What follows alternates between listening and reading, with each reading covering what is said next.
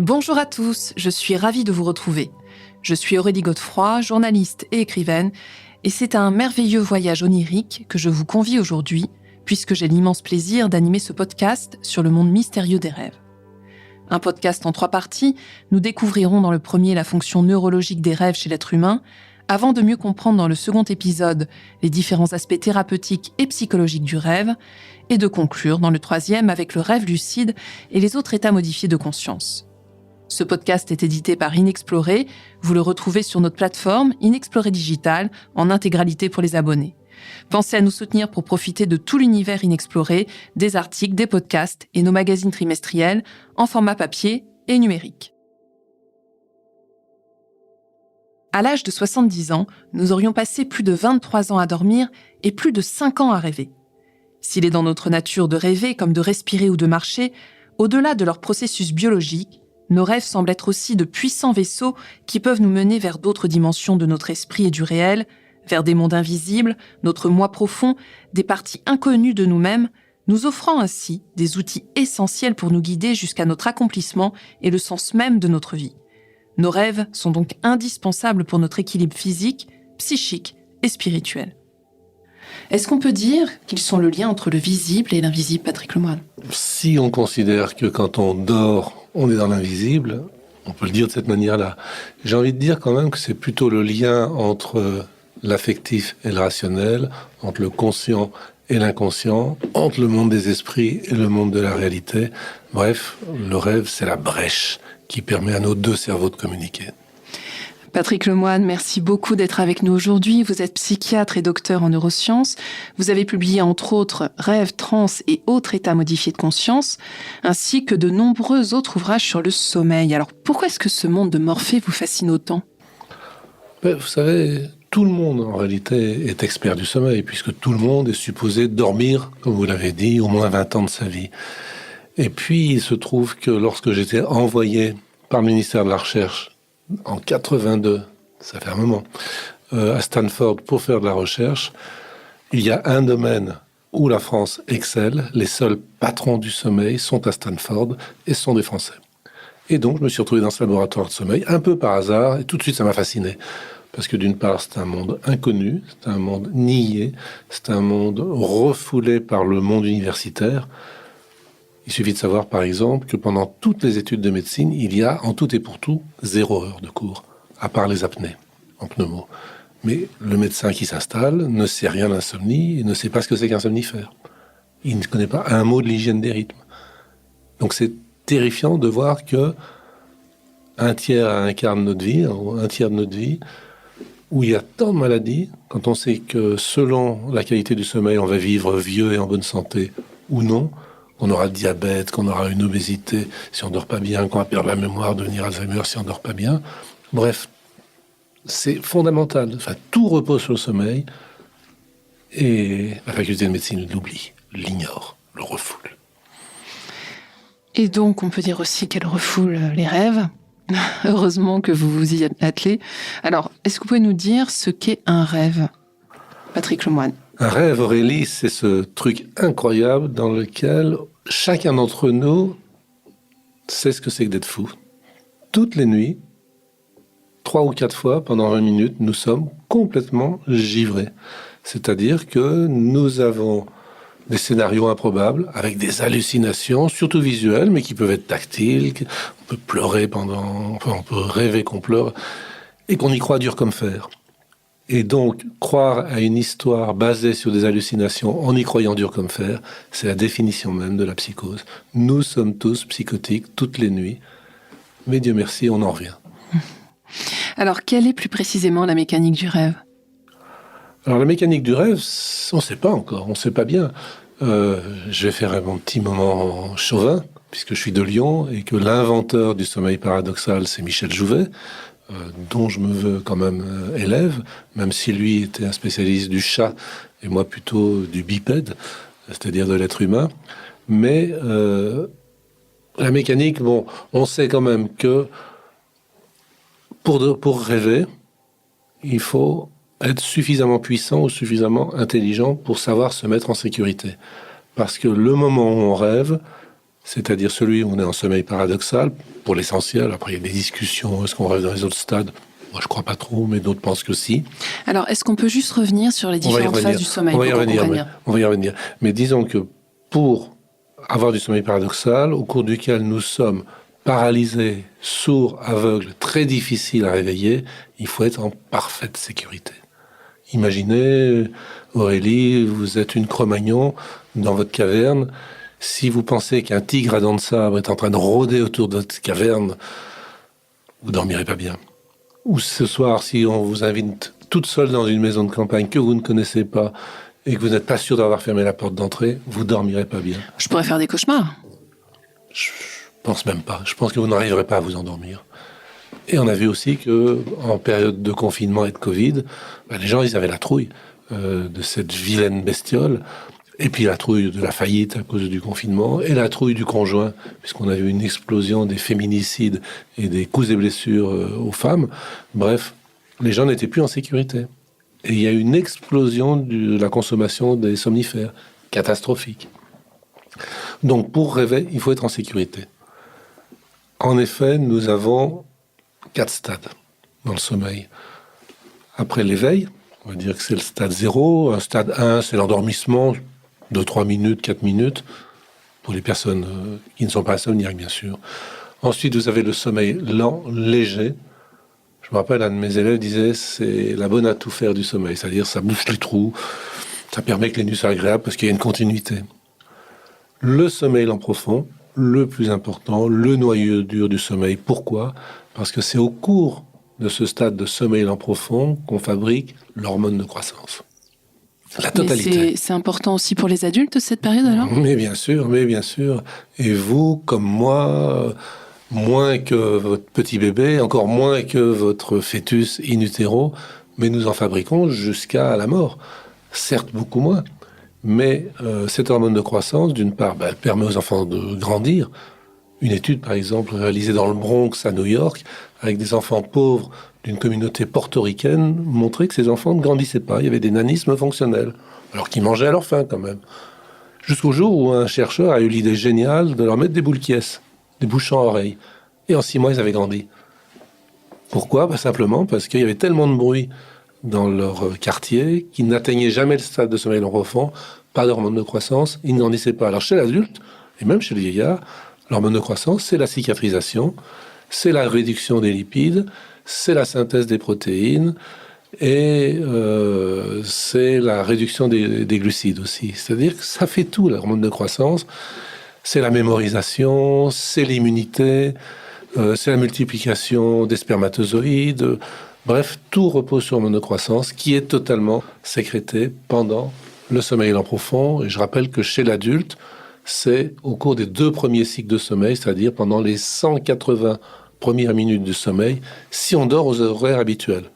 C'est-à-dire que si vous, Aurélie, vous êtes programmé pour dormir 23h, 7h, si vous vous couchez à 2h du matin, vous n'aurez pas un nanogramme d'hormone de croissance au cours de votre nuit.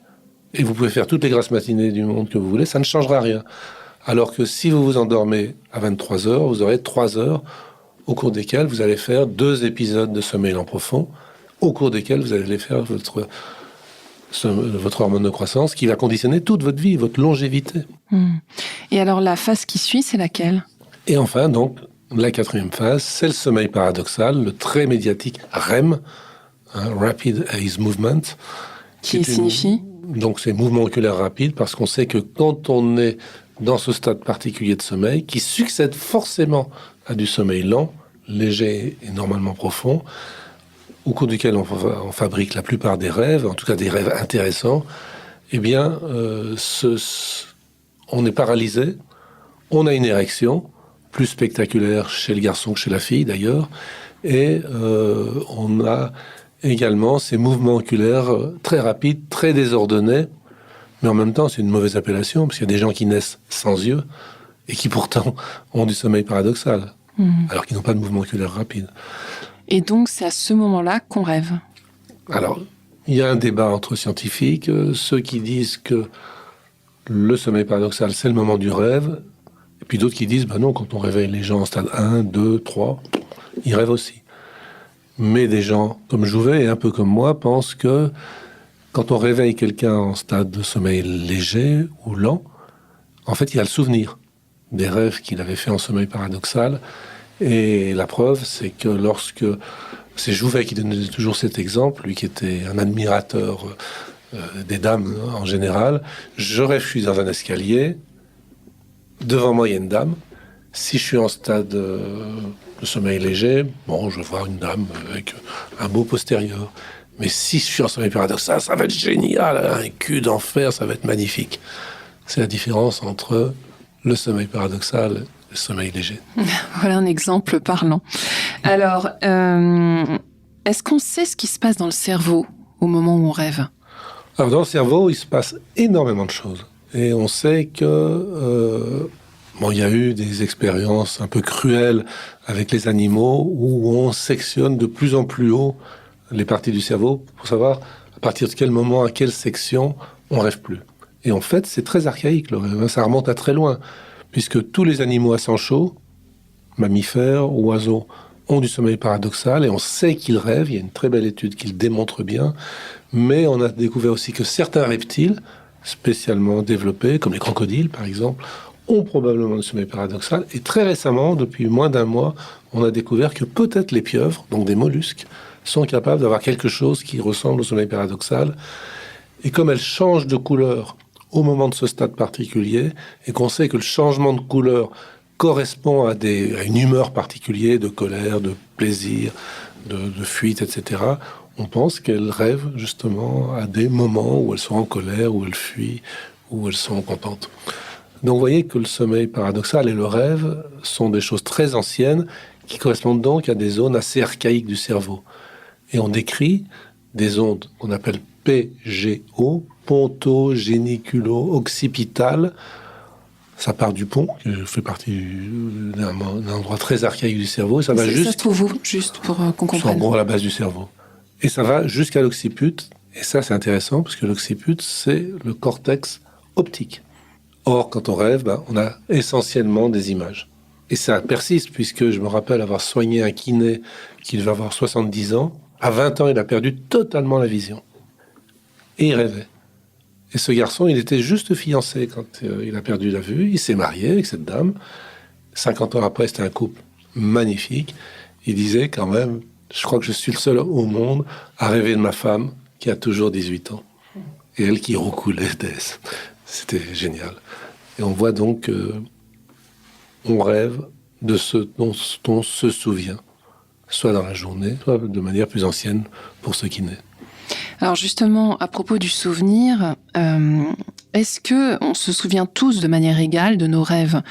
Ou est-ce qu'il y a des différences entre différentes personnes ? Est-ce que finalement on rêve tous, mais on s'en souvient pas ? C'est quoi la mécanique là aussi ? Alors on voit bien qu'il y a des gens qui ne rêvent pas. Et moi qui suis spécialiste du sommeil, qui vois des gens qui se plaignent, qui ont mal à leur sommeil, je me dis, chouette, c'est quelqu'un qui dort bien. Pourquoi ? Parce que pour se rappeler un rêve, il faut s'être réveillé au moins 3 minutes en cours de sommeil paradoxal ou juste après. Donc en fait, le souvenir de rêve est la preuve d'interruption de sommeil, donc d'insomnie. Donc c'est pas forcément une preuve de qualité de sommeil. Mais est-ce qu'on peut rêver et ne pas s'en souvenir ? C'est ce qu'on fait tous toutes les nuits. Donc le rêve est un passage obligatoire en fait. Dans le... Tout le monde dans ce studio, la nuit dernière, a rêvé 3 ou 4 fois pendant 20 minutes, y compris moi. Je n'ai aucun souvenir de rêve la nuit dernière. Donc j'ai dû bien dormir. Peut-être vous, Aurélie, vous avez eu des souvenirs, enfin vous avez rêvé, vous vous rappelez avoir rêvé. Peut-être que vous étiez excité parce que vous alliez interviewer quelqu'un de formidable.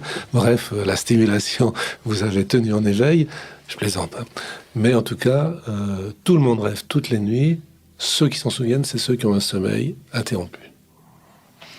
Alors, est-ce que les rêves évoluent au cours d'une vie ? C'est-à-dire, est-ce que les nourrissons... Juste pour rajouter un tout petit mot là-dessus, on voit qu'en cours de psychanalyse, Freud l'avait bien montré, les gens peuvent rêver, en réalité, pour faire plaisir à leur psychanalyste. Puisqu'il intervenait l'absence de rêve, c'est-à-dire de souvenirs de rêve, comme une résistance au psychanalyste et à la psychanalyse.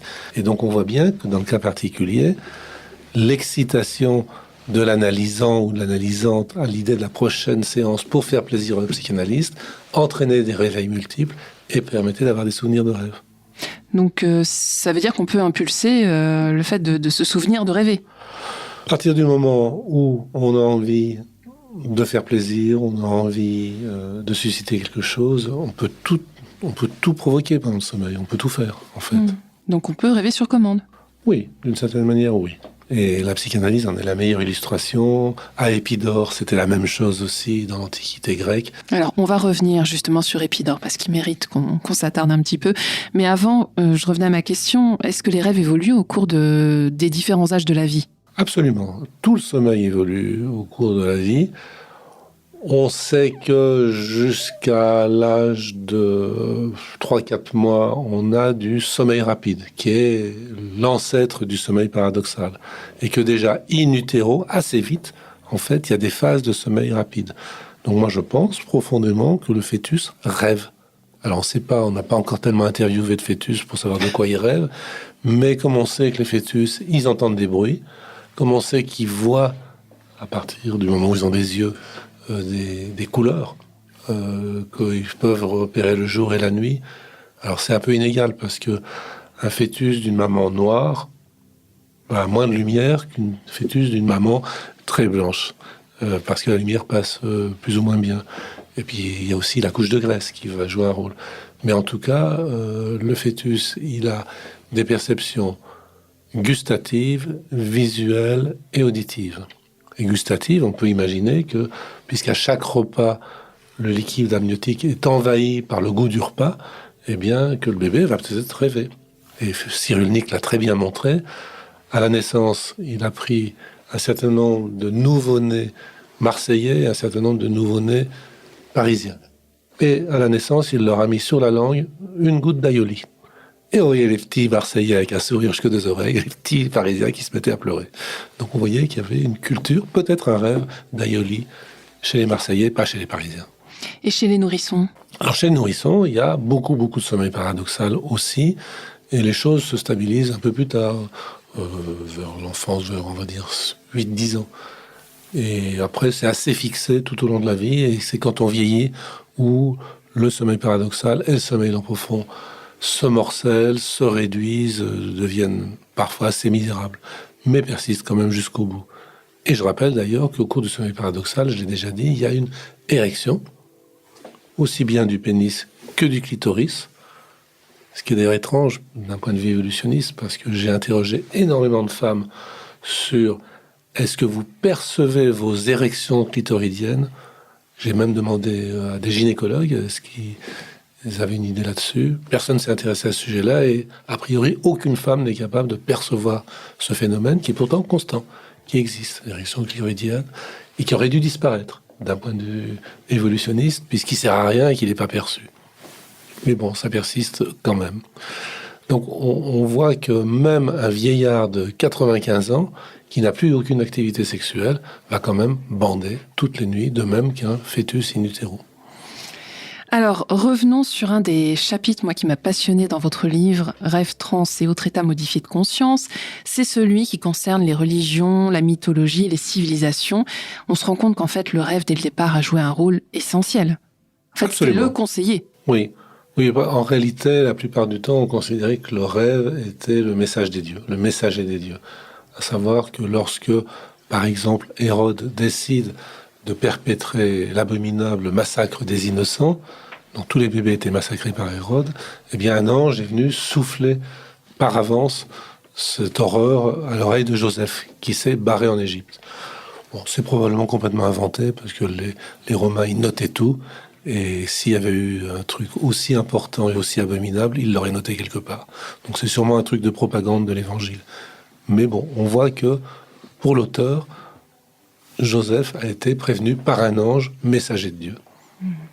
Et est-ce que vous pouvez nous parler de Morphée, qui est quand même la divinité Morphée, que dire, si ce n'est que c'est quand même le frère de Thanatos, c'est-à-dire de la mort, et qu'on parle de petite mort aussi. Aussi bien pour parler d'ailleurs de l'orgasme que du sommeil.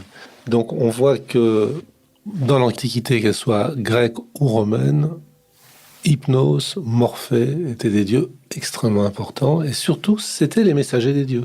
Et on le voit très bien. Et parfois même, on le voit dans la Bible, c'était utilisé de manière totalement manipulatoire par certains des héros de la Bible. C'est-à-dire ? Par exemple, prenez Jacob, le fameux rêve de Jacob, où il y a des anges qui montent et qui descendent sur une échelle du ciel à la terre. On sait que Jacob, c'était quand même un escroc. Pourquoi ? J'espère que je vais choquer personne, mais quand même, il a réussi à prendre la place dynastique qui était réservée à Ésaü, puisqu'il n'était pas l'aîné, avant de naître, puisqu'il était jumeau d'Ésaü, et au moment de la naissance, il a essayé de retenir son frère par le talon. Il faut le faire quand même. Un peu plus tard, donc, il voulait le pouvoir, quoi. Donc, qu'est-ce qu'il a fait ? Il a profité de la cécité de son père pour se faire passer pour Ésaü et se faire bénir. Et comme on sait qu'Ésaü était très velu, il lui a fait palper une peau de chèvre. C'est une escroquerie. Et tout ça avec la bénédiction de sa maman. Bref, il a tout le temps triché, mais comme il n'était pas très légitime, puisque c'était pas l'aîné des deux jumeaux, eh bien, il a probablement inventé ce rêve, ou peut-être suscité ce rêve, s'il l'a eu, parce que au réveil, il a entendu c'est le Dieu d'Abraham, c'est le Dieu d'Isaac, donc ton père et ton grand-père, qui te parle. Et donc il a complètement zappé le malheureux Ésaü, qui n'était pas bien malin, d'ailleurs, troquer le droit d'aînesse contre un plat de lentilles, c'est quand même moyen de sa part. Bref, on voit que Jacob a su en profiter, et son fils a fait bien pire. C'est-à-dire que Joseph a utilisé ses rêves et ceux de Pharaon pour devenir le premier ministre de l'Égypte et probablement l'homme le plus riche de son époque. Racontez-nous, Patrick Lemoine. Alors, c'est une histoire longue. On va essayer de la résumer, oui. Mais dites-nous un petit peu ce qui s'est passé. Donc, Jacob, il a 12 fils, dont le dernier, Joseph, très beau, très intelligent, très charismatique et assez odieux. Passait son temps à cafeter les bêtises de ses frères aux autres épouses de son père. Il était détesté de la fratrie. Et ils en ont tellement marre un jour que quand le père envoie le petit Joseph donner à manger, apporter le repas, le casse-croûte à ses frères, ceux-ci le chopent, le mettent dans une citerne et débattent entre eux. Et lui, il les entend. Est-ce qu'on le tue ou est-ce qu'on le vend ? Bon, ils décident de ne pas le tuer, mais ils le vendent à des marchands qui l'emmènent en Égypte. Et ils tuent une chèvre, prennent la très belle tunique dont ils étaient tous jaloux que le papa Jacob avait donné à Joseph, mettent du sang dessus et il le rapporte en disant « Une bête sauvage a tué Joseph, nous sommes désolés ». Jacob est dévasté parce qu'il l'adorait, son petit. Il se retrouve en Égypte et là, il est embauché par Putiphar, dont la femme semble un peu particulière, assez belle, mais tout de suite elle flash sur ce garçon qui est magnifique. Lui, il est tellement intelligent qu'au bout d'un moment, il prend les commandes, il devient le majordome principal, il fait prospérer toute la maisonnée. Et un jour où Putiphar est en balade, sa femme... Alors il y a deux versions, ce qu'elle dit et ce que dit Joseph.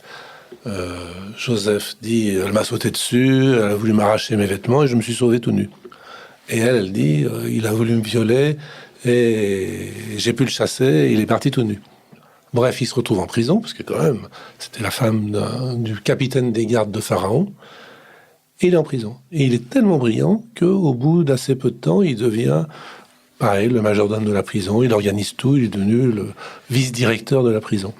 Bien malin, il a deux co-détenus. Un qui est l'échanson, donc le patron du vin de Pharaon, et l'autre qui est le panetier de Pharaon. Et les deux font un rêve. Le premier, l'échanson rêve de vigne, je vous passe les détails, et il lui interprète, parce que c'est un onirocrite, il lui interprète... Qu'est-ce qu'un onirocrite ? C'est quelqu'un qui interprète les rêves. Freud est un onirocrite, par exemple.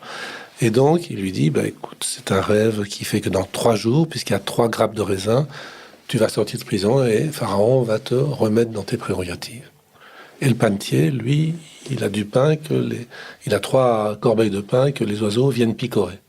Il lui dit, dans 3 jours, Pharaon va te faire sortir et il va t'élever, mais toi, c'est au bout d'une branche. Et il fait un jeu de mots sur élever à sa place, élevé sous un arbre. Ça se passe comme ça.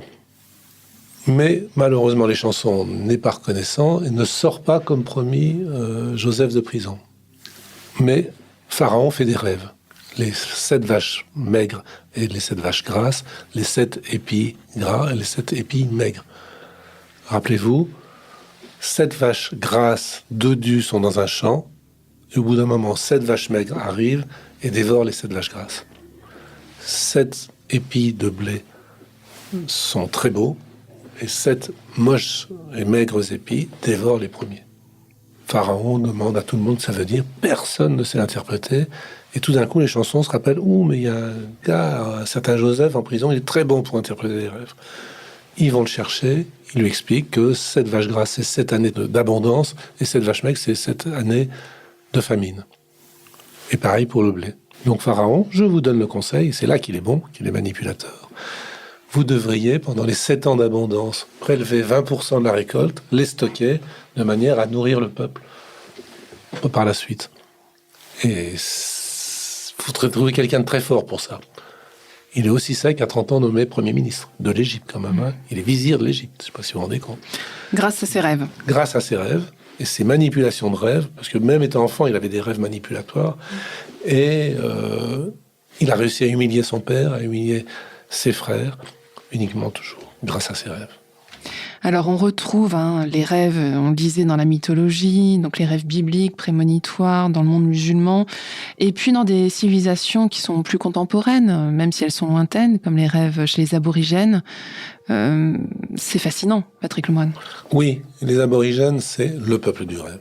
C'est vraiment chez eux que le rêve est le plus élaboré, puisqu'ils vont même jusqu'à dire que le monde est le rêve d'un Dieu qui nous rêve. Donc en fait, oui, c'est circulaire, c'est-à-dire que... Oui. Et ce qui est intéressant, c'est qu'en fait, ils ne font aucune différence entre la transe, l'état modifié de conscience, assez comparable au rêve, et le rêve lui-même. Et pour eux, il y a le monde du rêve, complètement mythique, et nous sommes tous descendants des rêves, et ils ont des généalogies extraordinairement complexes, avec, je crois qu'il y a 7 grandes familles. Il y a ceux de la perruche verte, il y a ceux qui sont de la famille du bâton fouisseur, le bâton à fouir. Et ils ont donc ces parents mythiques et ces parents réels. Et comme c'est un peuple qui n'a pas accès à l'écriture, ils ont une mémoire extraordinaire. Ils sont capables de se rappeler leurs ancêtres jusqu'à des dizaines de générations. Et tout passe par le rêve. Et les fameux dessins si beaux que les femmes aborigènes font à l'état de transe, avec des petits points qu'elles font, le tableau est par terre, le drap est par terre, et elles pointent avec leur pinceau de manière complètement hypnotique, et en fait, elles dessinent des parcours de rêve, avec le trou du cannibale, avec le kangourou qu'on va arriver à posséder par la transe, et ainsi à pouvoir attraper. Tout fonctionne par le rêve chez les aborigènes, et je trouve ça absolument fascinant. C'est sublime, mais est-ce qu'en tant qu'occidental, on peut appréhender cette notion du rêve, justement ? En tant qu'occidental, c'est compliqué, puisque on sait que au moins 95% des sociétés, pratiquement la totalité des sociétés traditionnelles ou modernes, sont dans la transe, sont dans l'utilisation de la transe. Il n'y en a qu'une qui ne l'est pas dedans, c'est la société occidentale. La civilisation occidentale a oublié les états modifiés de conscience, a oublié la transe, et donc a du mal à comprendre ce qui se passe chez la quintessence des transeurs que sont les aborigènes. Alors bien sûr, il y a un retour avec la méditation, avec même des gens comme Corinne Sombrin et ses trans, mais c'est encore bien timide. Actuellement, on est quand même dans un monde protestant, anglo-saxon, time is money, où le rêve, la transe, c'est quand même la poésie, pour pas dire pire. Bon, pourtant, le rêve a été étudié dès les débuts de la médecine quand même, quand on pense à Hippocrate, Aristote, jusqu'au fameux Épidaure dont vous parliez tout à l'heure. Comment s'était envisagé le rêve à l'époque ? Pour Hippocrate, qui lui était assez matérialiste, pas très spiritualiste, le rêve, c'était un indice de la bonne santé des gens, et le fait de modifier ou non tel rêve va les permettre de prédire l'apparition ou non de maladie. Donc il y a un côté très très pragmatique, ouais. En fait, du rêve qui était assez moderne d'une certaine manière. Comme Hippocrate, il pensait que nous sommes ce que nous mangeons. Et donc, par la nourriture, on pouvait modifier la maladie ou la santé. Aristote, lui, était aussi très mécaniciste. En fait, ceux qui en ont fait un outil thérapeutique, c'est les prêtres. Parce qu'à l'époque, toute la médecine était pratiquée pratiquement par les prêtres. Et donc, ils avaient inventé des cliniques du rêve absolument incroyables, et en particulier à Épidore, mais ce n'était pas le seul endroit. Alors, nous sommes à quelle époque, quel siècle à peu près? Bon, ben là, on est entre, on va dire, le 5e, moins 5 et moins 1, moins 2. Des cliniques du rêve. Oui. Donc, dans le temple d'Épidore, qui est encore magnifique, c'est un endroit à voir, Épidore, eh bien, il y avait des espèces d'auberges où les pèlerins venaient avec leur maladie. Il y avait beaucoup de femmes en mal d'enfant, qui voulaient avoir un enfant, mais plein d'autres pathologies, et qui venaient, et elles avaient, dans un premier temps, une période de jeûne et de purification. Et ensuite, on leur faisait boire, on ne sait pas trop quoi, et on les mettait dans un grand dortoir, dans une pénombre, et pour accroître le caractère étrange, un peu inquiétant, magique du lieu, les prêtres lâchaient d'énormes couleuvres. Ils rampaient entre les lits, les couches des différents dormeurs, et surtout des dormeuses.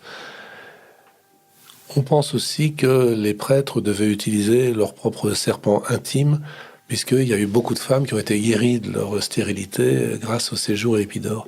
Toujours est-il que, au réveil, elles racontaient des rêves, que les rêves étaient interprétés, et que ces interprétations arrivaient à guérir les gens. Mais que même le rêve par lui-même à Épidore était déjà un médecin, c'était le rêve médecin. Et donc, en fait, ce rêve médecin, il a été envisagé par d'autres plus tard. Donc là, on va faire un bond de plusieurs siècles. Donc il y a eu Bergson et Freud, le fameux Freud. Bien sûr, on ne peut pas parler de rêve sans parler de Freud.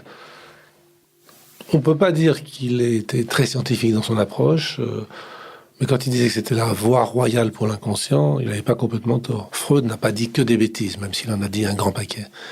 Et ce qu'il avait bien compris, en fait, c'est que ces rêves étaient transférentiels, c'est-à-dire que les gens rêvaient essentiellement pour parler à leur psychanalyste. Et moi, j'ai toujours été frappé. Je me rappelle quand j'étais interne, j'avais des patients qui rêvaient lacanien, d'autres qui rêvaient freudien, d'autres qui rêvaient kleinien. C'est-à-dire qu'ils étaient capables d'adapter leurs rêves de manière à satisfaire ou au contraire à agresser leur psychanalyste. D'où cette espèce de contamination du rêve, même si actuellement on pense que 95% des rêves sont d'une banalité affligeante. On rêve de manière à faire passer, comme un ordinateur va faire passer des tas de chiffres, des chiffres, tac, il y en a un qui est pertinent. Quand on cherche un code, par exemple, avec un programme informatique, eh bien, le cerveau ferait défiler tout ce qui nous arrive dans la journée.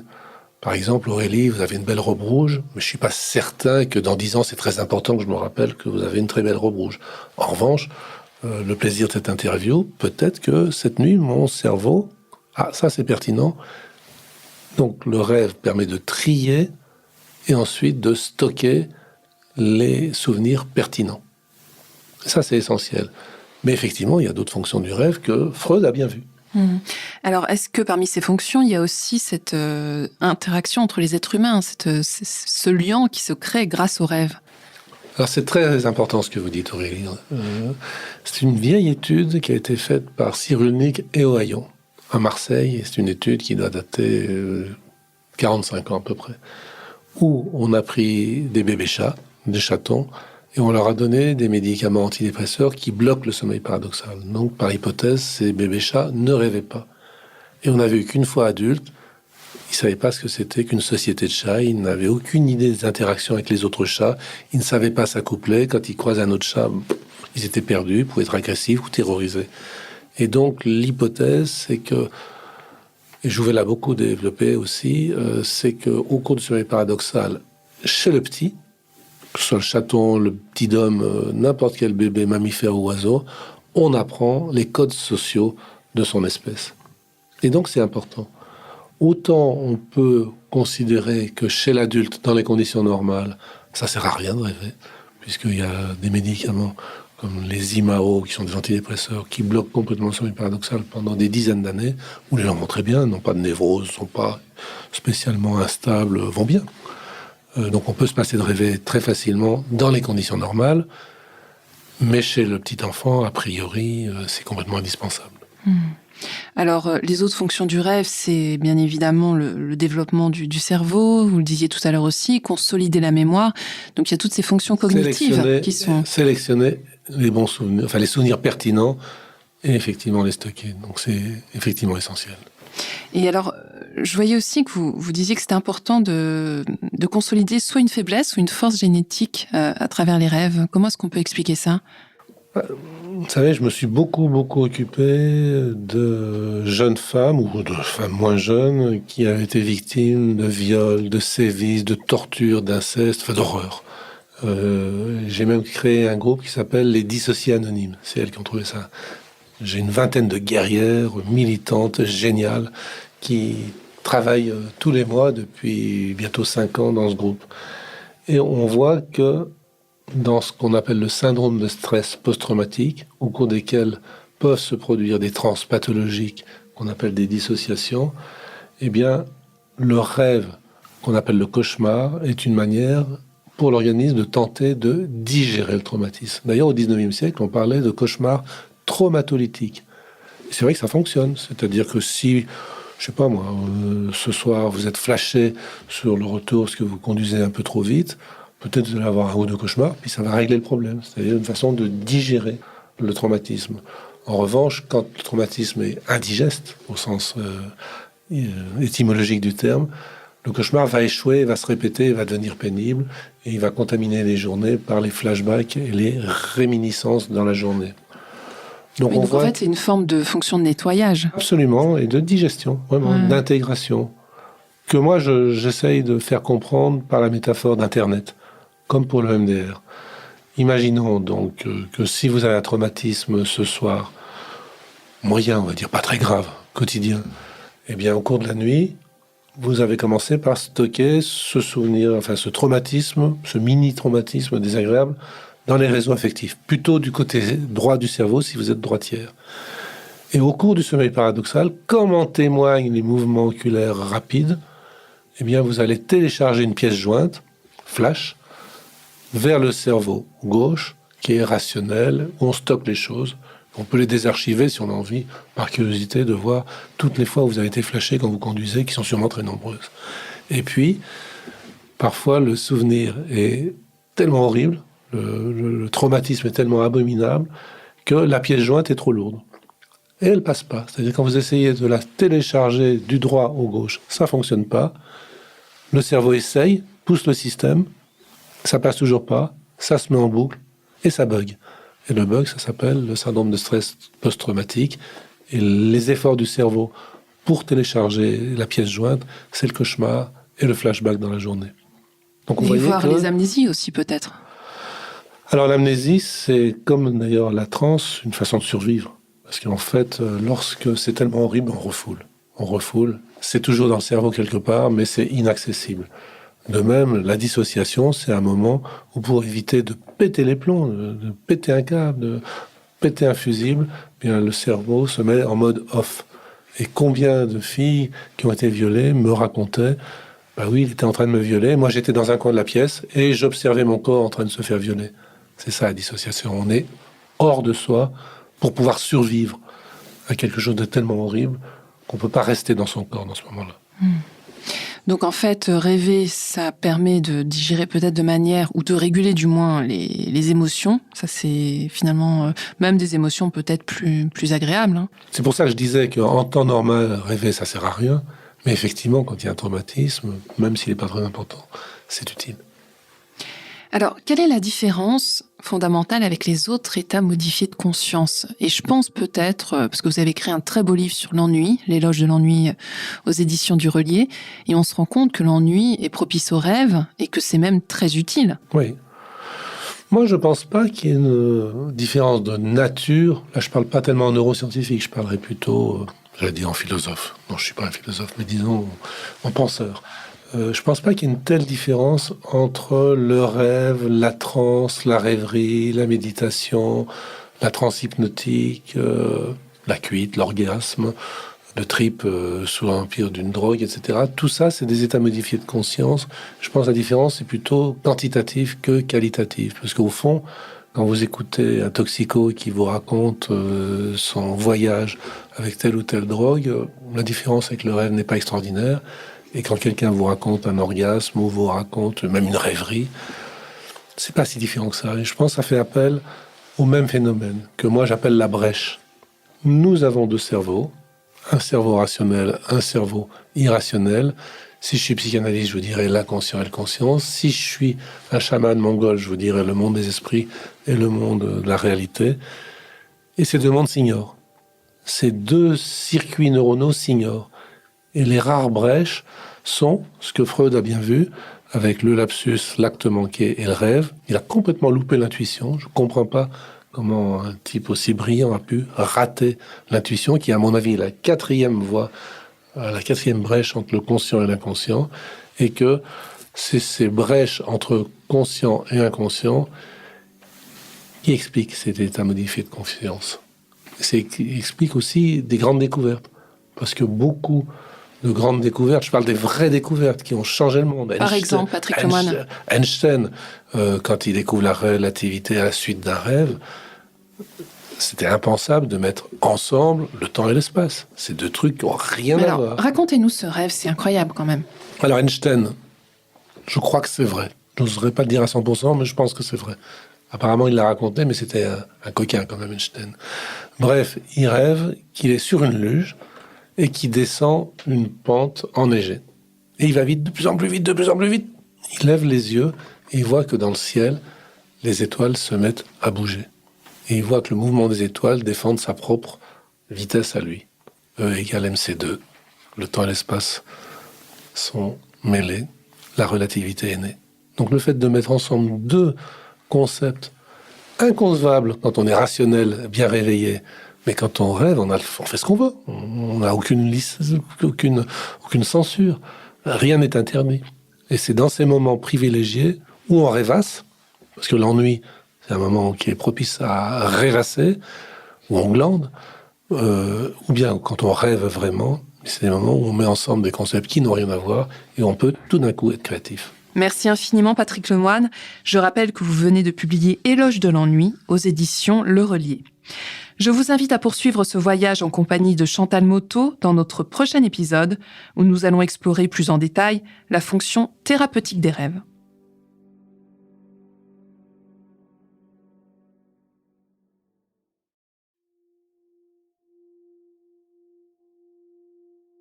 Après avoir découvert dans le premier épisode de la série l'aspect neurobiologique des rêves, je vous propose de nous pencher plus précisément sur le travail thérapeutique qu'ils peuvent nous permettre d'entreprendre.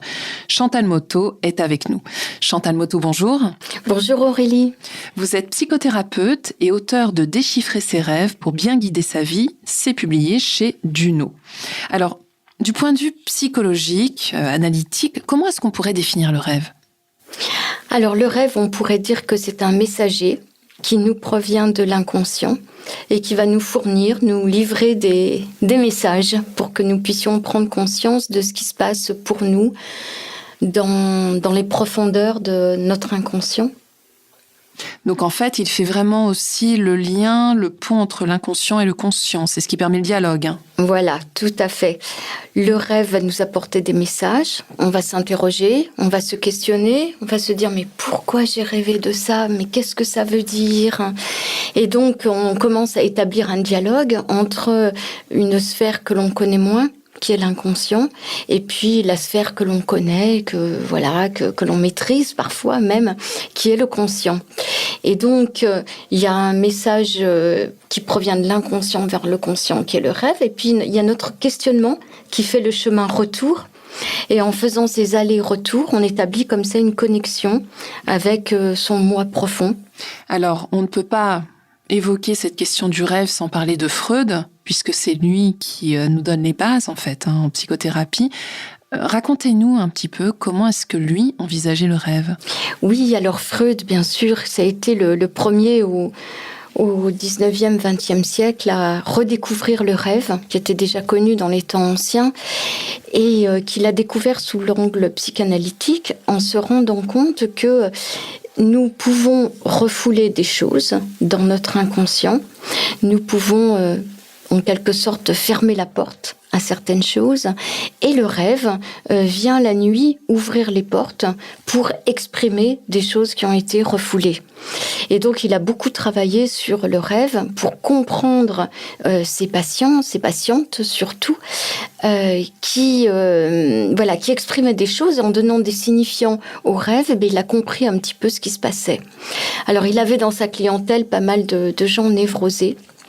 Et donc, il en a déduit une théorie sur le rêve en lien avec le relationnel, avec les désirs refoulés, avec les tabous, avec les interdits, avec tout ce qui se passe au niveau relations affectives, sexuelles, parce que un des principes de la névrose, c'est d'être en demande de relation et en demande d'amour.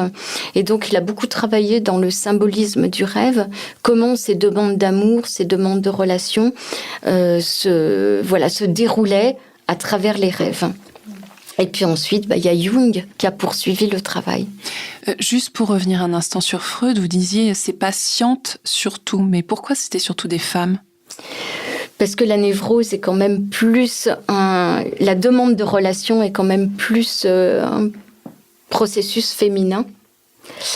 En fait, ça revient au schéma oedipien. Où quand on a un petit garçon et une petite fille, le petit garçon peut très bien se contenter de rester en fusion avec sa mère, alors que la fille ne peut pas se satisfaire de la mère. Et donc, elle est toujours en recherche d'un grand A, d'un autre, pour reprendre le vocabulaire lacanien.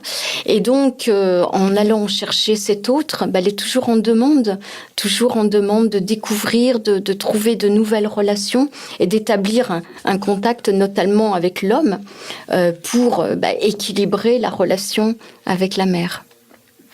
Alors, on entend aussi qu'il y a un véritable travail sur notre ombre. Quand vous dites que c'est justement ce qu'on refoule, ce qu'on ne veut pas voir, les rêves nous permettent d'accéder à cette ombre.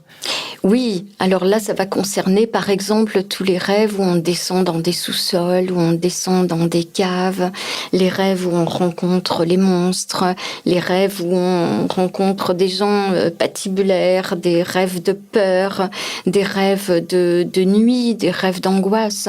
Donc tout ça, c'est des rêves qui nous montrent qu'en descendant dans notre caverne intérieure, codé par des sous-sols, des caves, des ambiances particulières. Donc, en descendant dans notre caverne intérieure, on trouve les parts de nous-mêmes qui sont nos monstres intérieurs. Donc, les parts de nous-mêmes qu'on n'apprécie pas tellement, ou les parts de nous qui ont eu des blessures, qui n'ont pas cicatrisé, des parts de nous qui ne nous font pas plaisir. Et puis, on peut retrouver, par rapport à l'aspect refoulé, on peut retrouver des parts de nous qui ont été refoulées parce que pas plaisantes ou parce que traumatisées ou parce que on a désiré oublier. Et donc la rencontre de cette ombre, alors Jung disait que si on veut devenir un être lumineux, on commence d'abord par aller chercher son ombre et ensuite on trouvera la lumière. Donc heureusement, le travail du rêve ou le rêve ne montre pas que les aspects sombres de la personnalité, pas que nos blessures, mais au bout d'un moment, quand on a bien évacué nos ombres, on va pouvoir entrevoir la lumière et même parfois la voir en très grand. Alors, il y a un podcast consacré à Jung qui est disponible sur le site de l'INRES, mais j'aimerais qu'on revienne sur sa manière de procéder, notamment à travers les symboles et les archétypes. Oui, alors Jung a poursuivi l'œuvre de Freud en s'intéressant aussi à d'autres aspects du rêve, pas que l'aspect relationnel, en allant chercher dans les mythes, dans les traditions. Il a trouvé des façons de symboliser qui sont des archétypes, qui sont des façons de symboliser de l'humanité, qui sont des façons de raconter des histoires, des façons... Dans les symboles et dans les archétypes, on va trouver une façon de parler de l'être humain. Oui, et de cette espèce d'alchimie entre les traditions anciennes et ce qui nous concerne aujourd'hui. Oui, tout à fait. Et d'ailleurs, vous parlez d'alchimie, c'est beaucoup intéressé à l'alchimie, puisque l'alchimie décrit un processus d'évolution décrit un processus d'unification intérieure.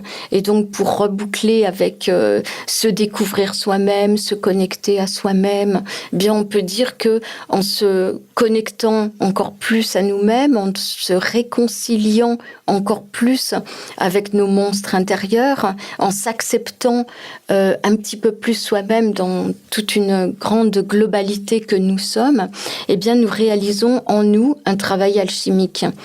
Ce travail alchimique nous permet de découvrir notre trésor intérieur et nous permet vraiment de l'explorer, de l'exploiter, de le considérer. Et donc, par exemple, quand on regarde les philosophies chinoises ou quand on étudie l'énergétique hindoue ou qu'on retrouve certains symboles dans le bouddhisme ou qu'on retrouve la tradition alchimique, quand on trouve également des symboles dans le tarot du Moyen-Âge. Voilà, tout ça, ce sont des façons, ce sont des processus qui décrivent de manière très symbolique l'évolution de l'être humain. Merci de nous écouter. Nous espérons que cet extrait vous a plu et vous inspirera. Découvrez la suite de ce dossier audio dans les épisodes suivants, disponibles en intégralité pour nos abonnés sur Inexploré Digital. Et surtout, n'hésitez pas à partager autour de vous nos contenus. À bientôt.